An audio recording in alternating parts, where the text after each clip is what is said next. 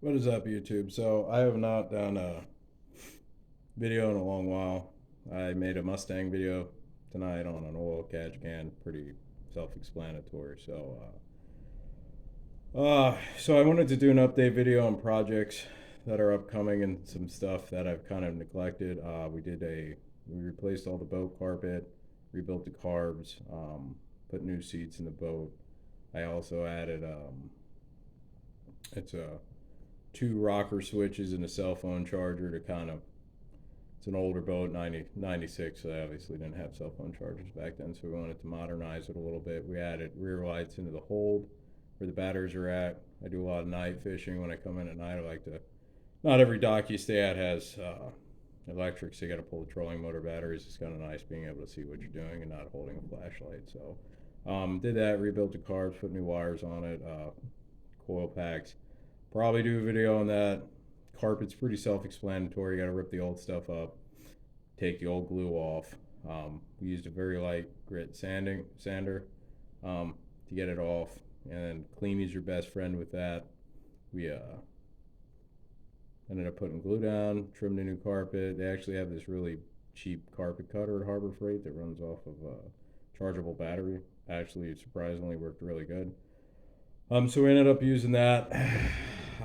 She ended up doing most of the carpet on it, so I neglected that. I didn't make a video on it. I'll kind of like probably do a video at some point in time, like point some things out.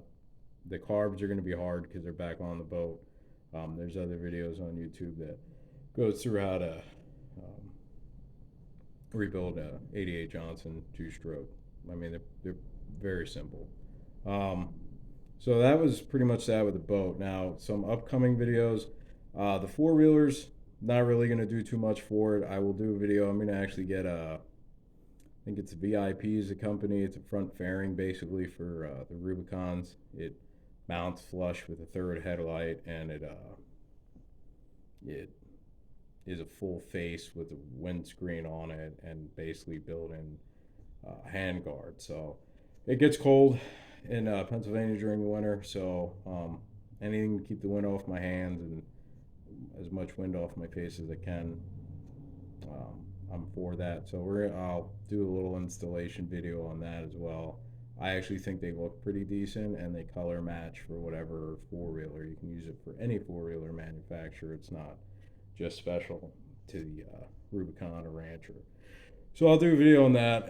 And like I said, they do color match it for whatever ATV you're running. So um, I posted a short on my cousin and I decided to do this project together. We're actually waiting to find a garage, or when we end up buying a house, fiance and I, um, with more garage space, it'll probably come there if we can't find a rental until then. So we picked up a 69 Chevy C10 stepside. There was a short of it running. So the plans for that is it's not going to be like a full restoration like the Mustang will be one day. I like it's like the faded. It's not blue. It's like an aqua. I don't know. It's like a blue with green in it. Um, but it is. It's got some rust on it. Driver's side floor is pretty much shot, so we're gonna weld new floors in it, cab supports, cab mounts. But when it comes to the body itself, we're not gonna paint it or make it fancy. I'm literally gonna either use linseed oil, or there's another forget what it's called, but they sell it at Home Depot. So I think what I'm gonna do is I'm gonna use the linseed oil for a little bit, and then use the other stuff they sell at Home Depot. See which one works better. I'll do a video on how to apply that. I like the way the patina looks, and that truck really, with the color it is and the rust and putting the linseed oil on it, it'll really pop. So it's essentially fixing all the structural things. There's a slight little hole right up above the windshield. We're gonna patch that. I'm actually gonna leave it's got a 292 inline six in it. We're gonna end up leaving that in there. We're gonna do a little bit of work to it. It's obviously not being built to be a race car. We're gonna do the head lump kit in it to open up the flow for the heads. 12 bolt makes a intake in it that accepts a 4-barrel carburetor. We're gonna end up doing that. We'll run shorty headers on it and probably put a cam in it. From the research I've done, there's been a cam shortage, so I don't know when we're gonna really start full force on this project, but essentially the cab, the fenders, and the bed will come off. We'll prep the frame, put Port 15 on it, which is a rest inhibitor, and then we're gonna put a lowering kit on it, convert the front to disc brakes, all new suspension hardware, trailing arms, all of that stuff, and then do the rust repair on the things that need to get done for structural, and then we'll end up putting a cab back on. Later, probably going to go with American Auto Wire instead of Painless Performance to do a wiring harness on it. I'm probably going to run a different gauge cluster, but it still looks like it's factory. And then there's the most expensive thing we're going to really do to it outside some of the engine stuff is they have this really good interior kit they sell at CJ Pony Parts, and there's a few other vendors that sell it as well. It's bucket seats with it's got like a center console with a cup holder in it, but they put like the red stitching in it, and I think that looks really, really neat. You can get red, orange, blue, white. I think there's a few others. And then they have the door panels to match as well. We're going to end up putting a headliner in it as well. So that's the plan with the 69 Chevy C10. I know there was a comment about the Cub Cadet. When am I going to make another video on the Cub Cadet? Honestly, the Cub Cadet's pretty much done. I did end up restoring the deck. I can make a small video on that. The deck restore is really not that difficult. Those decks come apart pretty easy unless they're hardware's rusted on. It separates into 3 sections: the center section, the outer section, and the other side as the outer section. And then the spindles will pull out, and you can sand it down, restore the underside. So I actually mowed with it. It did really well for all the people that were watching my Cub Cadet videos. In the future, been really busy. Other projects are gonna obviously take away from that. I would like to do the rebuild on the Kohler 10 horse on there as well, so I will definitely do a follow-along video series with that as well. So like I said, the Cub Cadet's pretty much done. I was going to put fenders on it. It didn't come with fenders from the factory. Now that I've been running it without the fenders, I actually kind of like it without the fenders. So that's pretty much done. I'm going to eventually get new blades for it, but the thing's pretty much fully restored now. Like I said, I know the engine's a little tired and I'll eventually need to get rebuilt. So that's kind of the update video we're at. Like I said, the 4-wheelers are pretty much done minus the front fairing. We're just riding them and enjoying them. The boat is now pretty much done. Basically, it was just a update. The seats were old, the carpet. Some of the carpet was old, so we replaced the old carpet, put some modern touches in it, and do a lot of the maintenance stuff that was neglected. I put the power head on it, but those carbs, not that they were really that bad, surprisingly, after 20-some years of use.